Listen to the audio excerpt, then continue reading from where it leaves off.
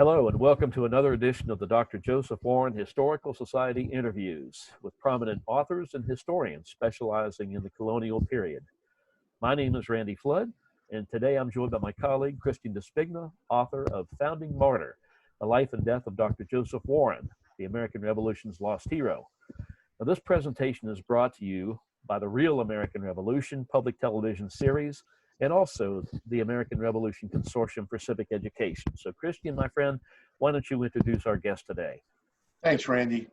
Tony Williams is a senior fellow with the Bill of Rights Institute. He has written 6 books on the American founding, including Washington and Hamilton, The Alliance That Forged America, and also Hamilton, an American Biography. He currently is writing a book on the Declaration of Independence and lives in Williamsburg, Virginia with his wife and children. The subject of today's discussion, the Pox and the Covenant, Mather, Franklin, and the Epidemic That Changed America's Destiny, was his second book. Tony, welcome to the show. Thanks, Christian. Thanks, Randy. Appreciate it. Great to have you. Well, Tony, you wrote this book about smallpox back in about 2010, and today it's really as timely as ever, given the current focus on pandemics in general and on COVID-19 in particular. What compelled you to write this book back then? Right. Well, it was just such a fascinating story, and as we'll see in the course of our conversation, the sides line up very strangely and very curiously regarding a debate over inoculation. And Cotton Mather, Benjamin Franklin were involved, so it just really drew me in as a very curious and dramatically interesting story. And of course, it has so much relevance today, right? They're experiencing a smallpox epidemic that was, brought by international travel.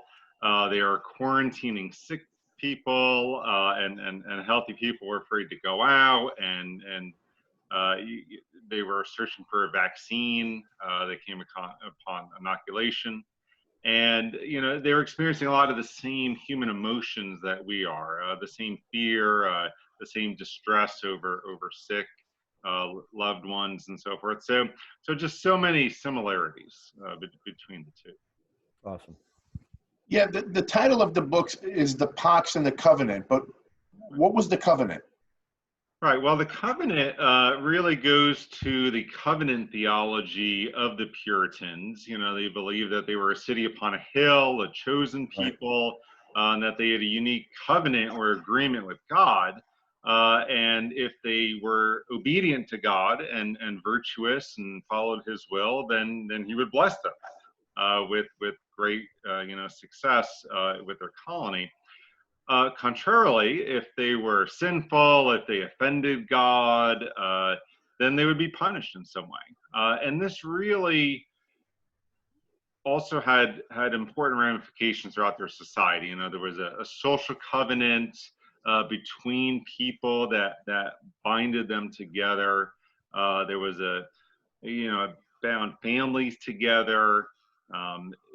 It knit together the political community as well, that everyone had responsibilities, and there was an economic component that you had to be just in your economic affairs too. So it really spread throughout their entire society to really, as I said, bind that society together comprehensively.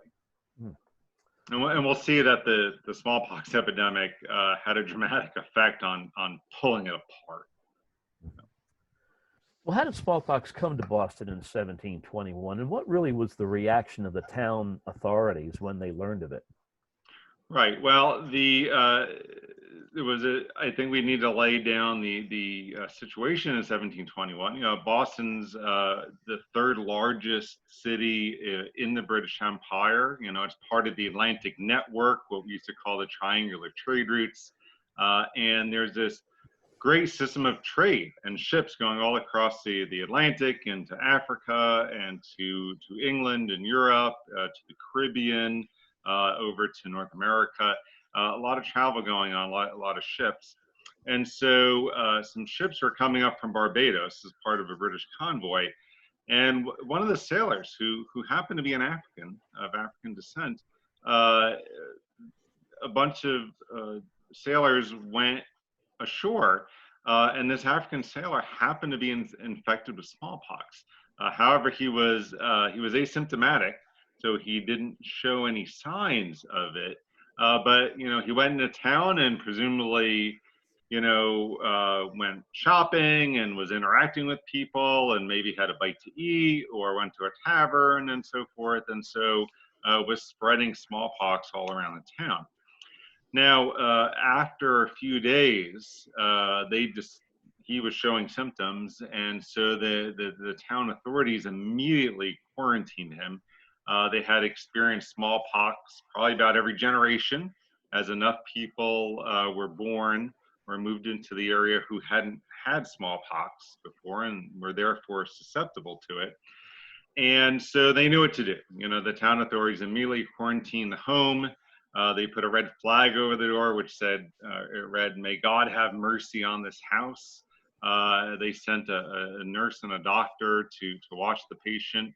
They also quarantined the ship in Boston Harbor and sent it to one of the islands in the harbor. And so, they tried their best to stem the tide. But, within about a week to 10 days, there were cases all over Boston. And we happen to have a map called the Bonner map from 1722. And so I was able to look at that map and all the streets and plot all the cases because they said which street they were on, where they resided. And I found out they were in every corner of Boston. And so the epidemic was just going to rage like wildfire through the population. Yeah, and just leading into that, you depict Cotton Mather as a man of science, as a man of the Enlightenment. Tell us how he got involved in this crisis. Right. So in the middle of all this, there's a great deal of fear. The number of cases is multiplying, and the ship had come in April. In May and June, you have a couple of deaths, but the number of cases really go up quite a bit. And Cotton Mather, was a man of science. He had graduated from Harvard. He was actually a member of the British Royal Society, which was the foremost and leading scientific organization in the world. He had contributed to its proceedings, which was its journal. He had studied medicine at Harvard. He had a collection of some 3,000 books. I mean, he preached about Copernicus from the pulpit. He was a man of faith, right? But we typically only see him as a witch hunter, as a Puritan minister. But really, he was very highly educated and really embraced and also embodied, that's the colonial science of the scientific revolution and of the Enlightenment. And so he had learned about smallpox inoculation a couple years before. He had read about it in the Royal Society Transactions Journal, or the proceedings, and he read about it being practiced in Greece and Turkey. Sort of a non-Western part of the world because it was under Islamic domination at that point. In addition to that, he had also talked to a slave, and he said, "Have you had smallpox before?" And the slave said, "Well, yes and no." And Matt was curious as to what he meant by that. And the slave explained that he had a scar, and he showed where he had been inoculated. And he said, yes, I had inoculation, but not in the normal way you think. And so he showed him the inoculation scar. So Mather's learning about it, from different sources. And he resolved that when a smallpox epidemic erupted in Boston, he would resolve to practice inoculation.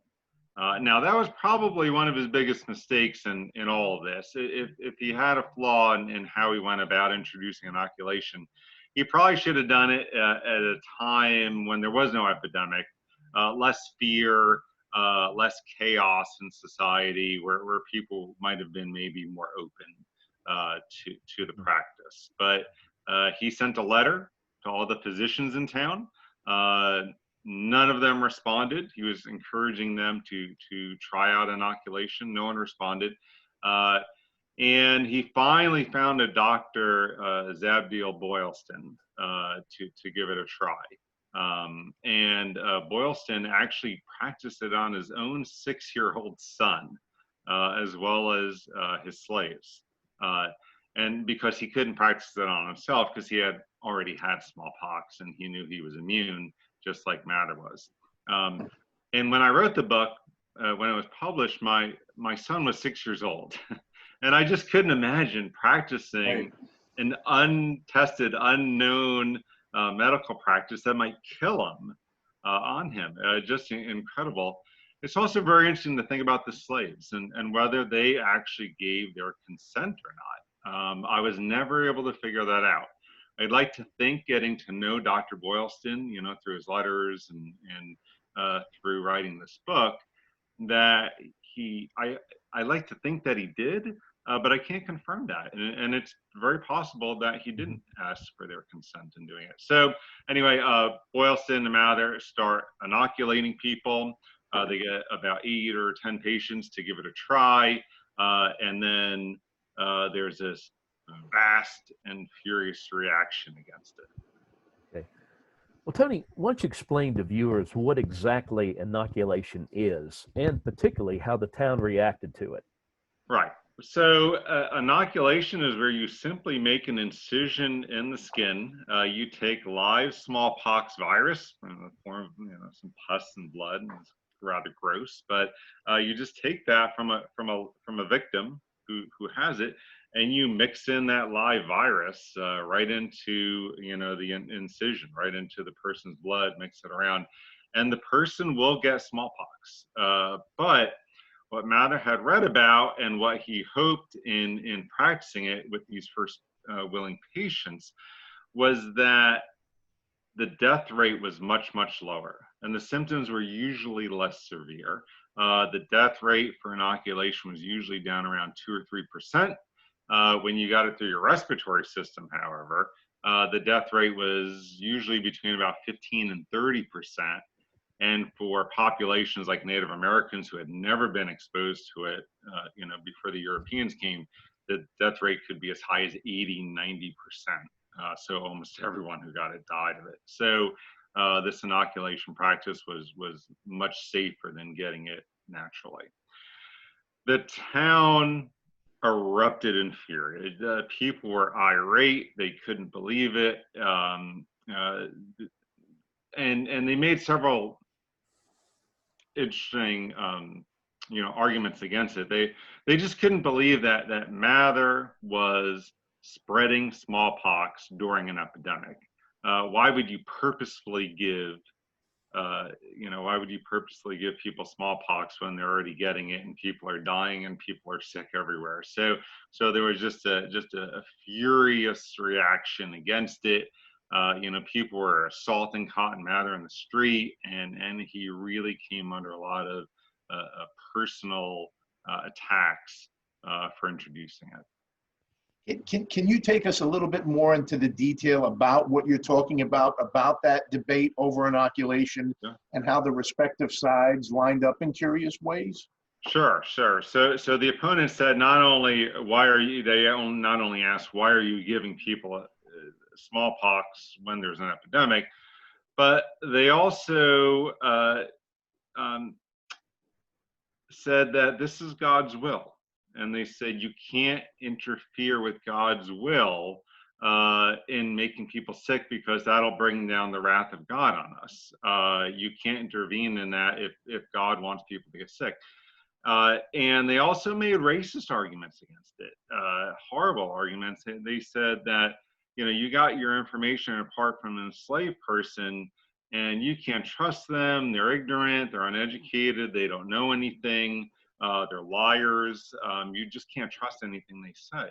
And this was the doctors. The doctors of Boston were writing pamphlets against it. They put articles in the newspapers. This is a very literate society, and so people are reading this. This is sort of virulent attacks on inoculation. Cotton Mather, Dr. Boylston, and the other ministers who actually wrote pamphlets and articles for the practice and responded in print, they responded in kind. And they said, well, no, inoculation, it has been practiced before. Let's just give it a try. We'll even bring patients over into Boston Harbor. We'll isolate them. We'll quarantine with them. We'll show you that it works. And then if it works on 1 or 2 people, then we'll practice it on more, practicing on more, and we'll show you. I mean, you know, I don't know a lot of science, but I remember from 6th grade science class, that's the scientific method, right? He wants to test it and retest it and retest it. But the doctor said no. They refused to do it. They refused to participate. You know, in response to the argument about religion, it was interesting that the ministers took more of a natural law argument, natural law approach, and they said, no, God gave us intelligence and reason to discern the means of helping people, right, and making them well, helping them get over sickness. And they actually retorted, I thought pretty humorously, they said, if it's God's will that people get sick and we can never intervene against that, why have doctors at all? Right? It makes sense.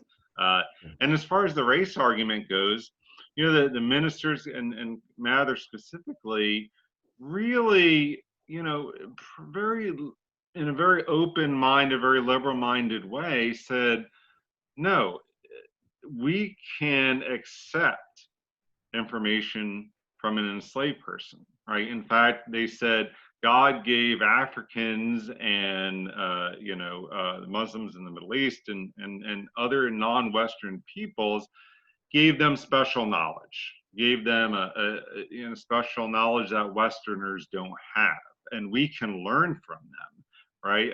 And to his credit, he never hid the fact that he got his information from the enslaved person.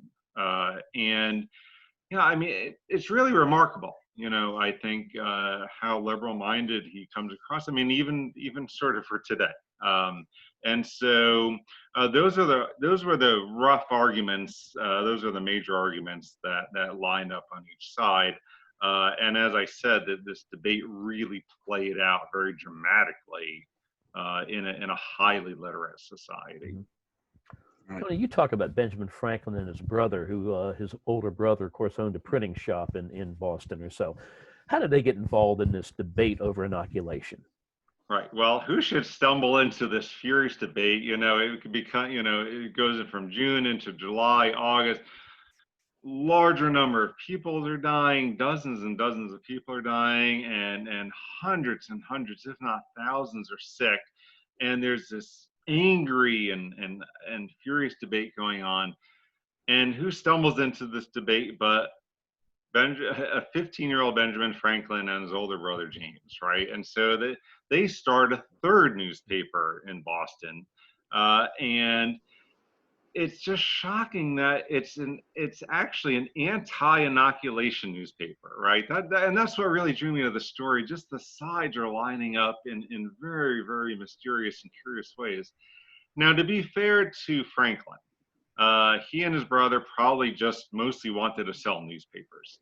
And, you know, to his credit, he later on came to support inoculation, especially when he had one of his children die of it, his 4-year-old child die of it, which he talks about in his autobiography. But in 1721, the Franklin brothers were a mouthpiece for the opponents of inoculation, particularly the doctors of Boston.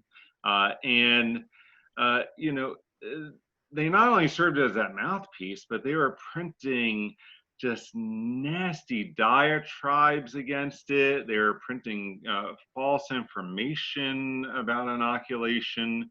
They were printing all sorts of nasty doggerel poems against it, and some real biting satire as well. In fact, one of the examples of that satire was they said, okay, so if inoculation is an efficacious, way to stop the disease, then why don't we infect someone, we'll inoculate someone, we'll send them out among the Indians, among the Native Americans, and if all the Native Americans die, then we'll be proven right. But if not, I guess we'll have to come along with the practice, right? I guess it means it's a good practice. I mean, it's just horrible, horrible, and nasty. Um, satires and sort of games they're playing, the Franklin brothers don't come out looking too good in all of this, and what they're doing is they're just fanning the flames. They're just making people, the population, more irate, more fearful. It's a lot of fear mongering, a lot of these tactics, again, to sell newspapers, sure, but it certainly does not add to what we might call a healthy civil conversation about inoculation and about the epidemic. Yeah, and Tony, Randy and I have talked about this a lot of times, about some of the ugliness and how I think a lot of people can fall victim and look at this from a 21st century mindset and not from an 18th century standpoint. But let me ask you, really, what were the immediate consequences and the long-term effects of this smallpox epidemic? Right. So regarding the epidemic and inoculation, out of a population of around 10 or 11,000, about 1,000 people had fled early on in fear for their lives. And Right. Fortunately, there's no record that they actually spread it to other towns and outlying farms, because they could easily have done that, but they got out very quickly.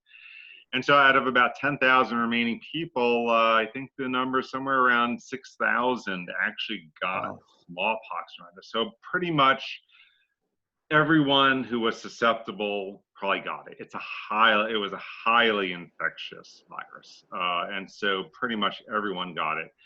Out of those 6,000, about 1,000 people died. So you're roughly looking at about 16%, pretty much exactly what you would think. As far as the inoculation goes, Boylston, with Mather's help, inoculated about 250 people. And it's really remarkable. They kept very detailed case records of every single patient. And out of those 250, about 6 died. And so they admitted it. And so again, down around 2 or 3%, which is exactly what you would expect. But I think those are very conservative numbers. I mean, any one of those few people who died could easily have gotten it a minute or an hour before they walked into the home to get inoculated, and so maybe none died. But conservatively, I think 6 people died, and so they very openly admitted that. But they showed that it worked, right? They fought through the controversy. They lived with, the sort of brutal assaults upon them. In fact, in a frightening episode, someone firebombed Cotton Mather's home. I mean, it's crazy. And fortunately, the grenade that they threw kind of split asunder and didn't explode, but, could have killed him and family members and some visitors he had, and burned his house down. But they lived through that controversy. They endured. They showed a lot of moral courage in continuing the process, and they showed inoculation worked. And this practice, as you know, would spread throughout the colonies and become pretty widespread. Although, inoculating doctors were run out of Norfolk, Virginia, in 1764 or so. So people will, this is still a controversial practice even 40 years later.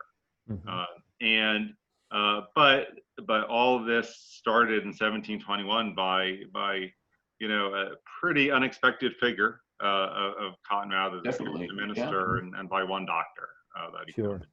Right. Absolutely. Well, Tony, but it really does have long-term consequences in terms of Massachusetts and Boston. That covenant I talked about at the beginning. It's really torn asunder. All the social division, the disrespect that is shown towards the ministers, which never would have happened, 100 years before that, during the time of settlement and thereafter.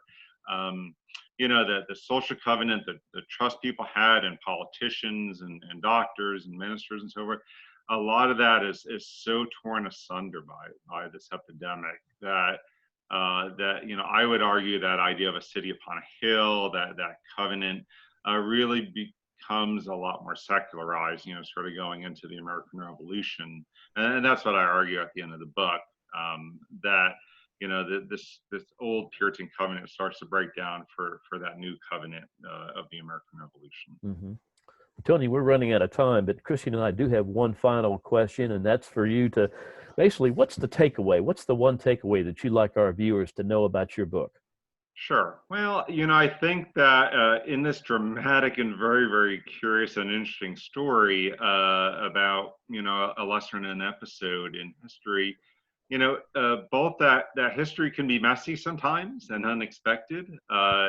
But the takeaway, I think, most importantly, is that there's a very interesting and important dynamic in the relationship of faith, religion, and of science and reason, right? And a lot of times we see the two at odds. But in fact, this episode and this lens into history can show us that it's often more complicated than that. That a man like Mather, represents someone who can reconcile their faith and reason, science and religion, and so I think that's one of the big takeaways. Awesome. Well, Tony and Christian, that looks like about all the time we've got today for the day's interview. Our guest has been Tony Williams, author of the Pox and the Covenant. This is the book. It's outstanding. And we thank you, Tony. Thank you, Christian. And folks, join us again next time for the Dr. Joseph Warren Historical Society interviews with prominent historians and authors. And so long for now. Thank you. Thank you, Tony. Thanks, Tony.